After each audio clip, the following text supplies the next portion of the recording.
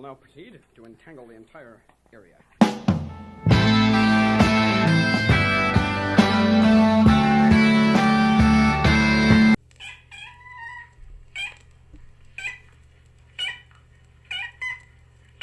What the heck is that?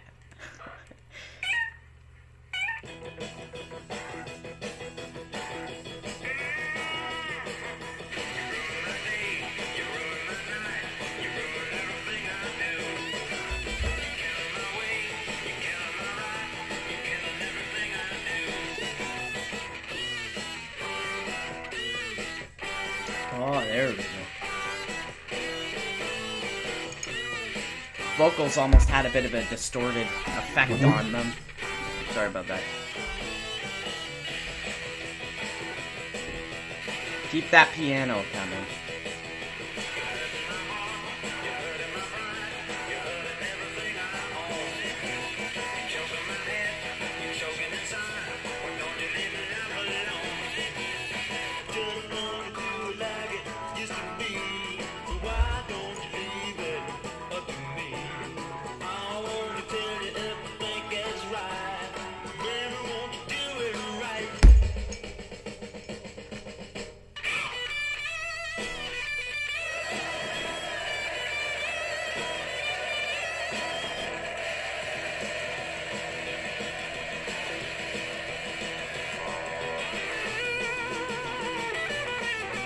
That guitar and that bass is just moving.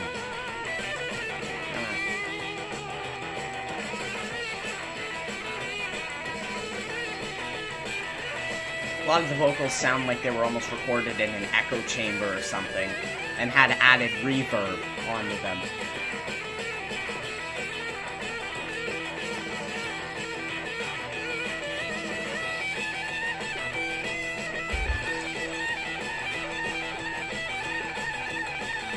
Holy cow.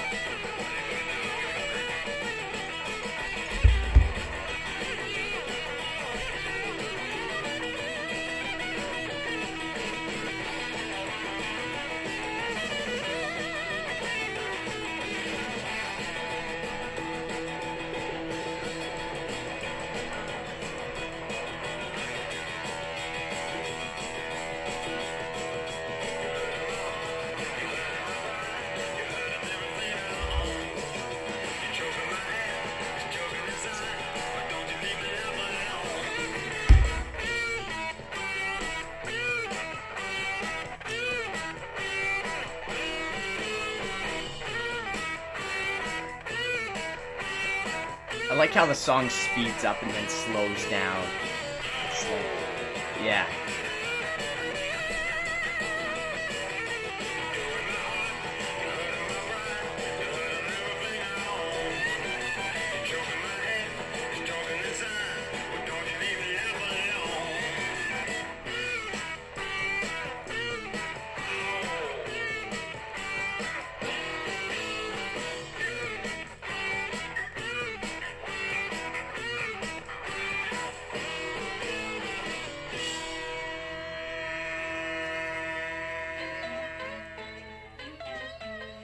Holy.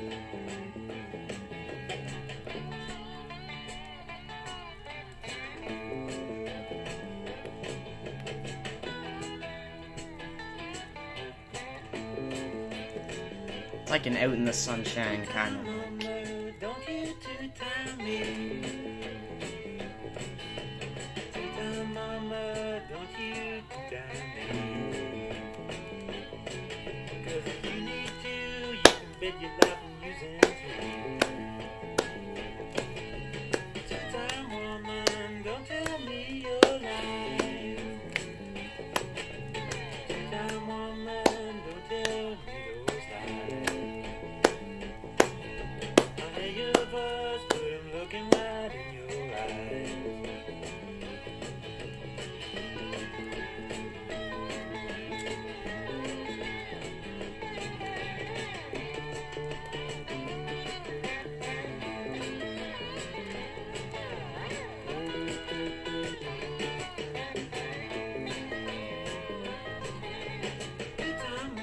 It's a nice slide guitar. The guitar also kind of matches the vocals in some parts. Cause if you need to, you can bet your life with Two-time woman, don't tell me your lies. Two-time woman, don't tell me those lies. I hear your voice, but I'm looking right in your eyes.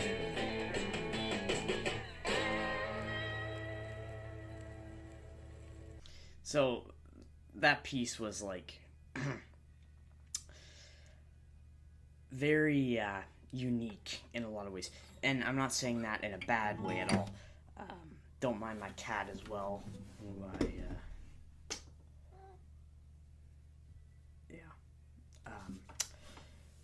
or you could sort of see her throughout the video.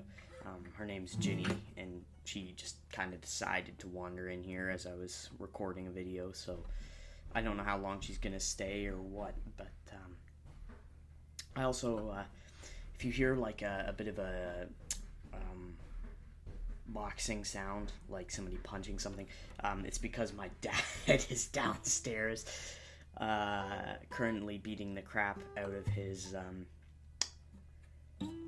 boxing bag to some Gordon Lightfoot folk music. So it's actually kind of comical, just because it's such like, you know, mellow music. But anyways, back to the song. The song has a lot of really cool guitar parts in it, and props to the drummer for keeping up with them for half the song too, with all its tempo changes and ups and downs. And I noticed the bassist too had some shining moments in here, and I found that the bass had a very condensed sound, like it's just like so insulated, you know, when it was being like recorded. And basically he just adds some extra licks that just drive the crap out of the song,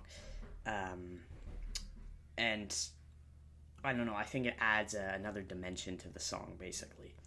And you can't forget Alvin Lee's indistinguishable guitar tone and guitar playing. Basically he uses a lot of these cool like descending like kind of licks, ascending licks. I'm not trying to sound sophisticated here,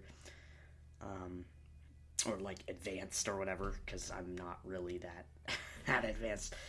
I mean, I'm decent at playing guitar maybe, but I wouldn't say I'm exactly as good as Alvin Lee of 10 Years After.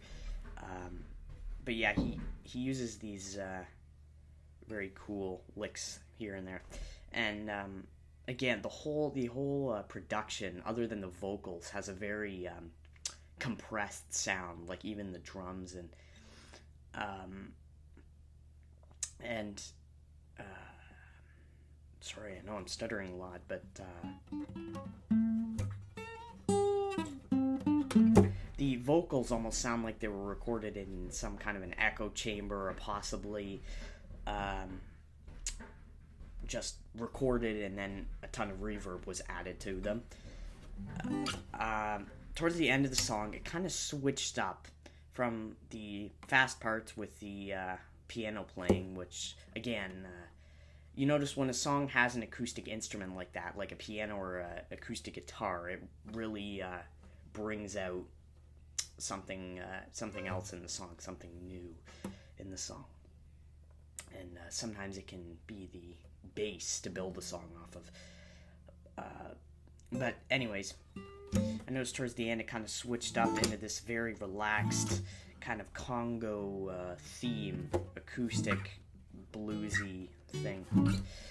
And it's sort of like your standard Robert Johnson blues with like the slide guitars, and I noticed that the guitars mimicked the vocals at certain points of the song. But it was a neat part of the song, and it was just your kind of like standard like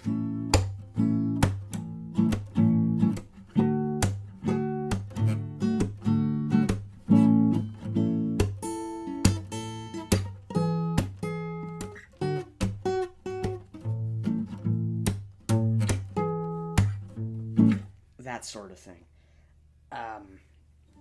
But yeah, I don't really know what else to say about the song other than it was killer.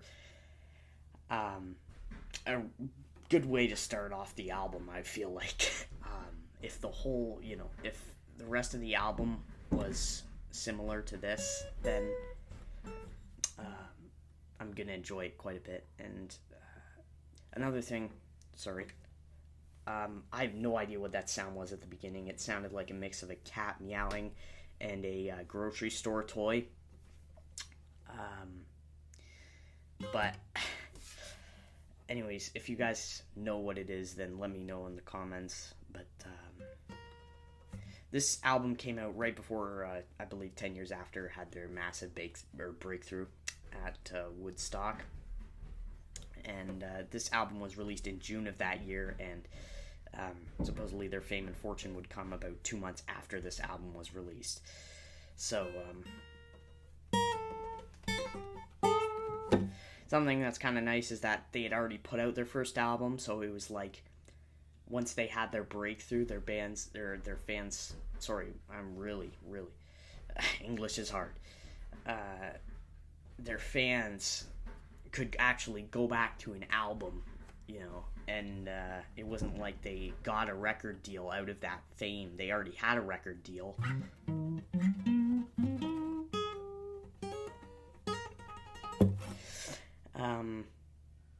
And yeah, speaking of the beginning, I guess, more so, it kind of like, the start of that just hits you like a freight train. Just after that, like, kind of squeaky toy intro, which was a unique way to get into the song.